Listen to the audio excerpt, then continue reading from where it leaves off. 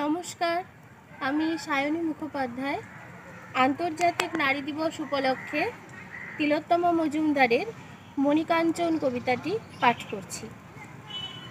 তোমরা যারা ভাঙো, ভেঙে গড়িয়ে দাও টুপি, তোমরা যারা আধার থেকে জ্যোৎস্না কিনে আনো, ওই 2 পয়সার জ্যোৎস্না, জলে ভিজিয়ে অঙ্কুরে দাও বিনষ্টির গোপন জপ তপ।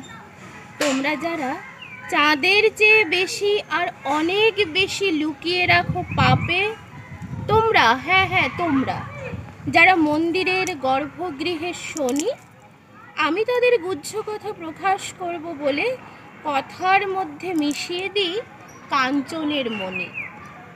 মণি সাপের মাথায়, তাই মণিতে বিষ নেই। মণিকে বিষ দিতেই সাপ ছুবলাতে পারল না। আমি যখন সবার কথা বলে দিচ্ছিলাম,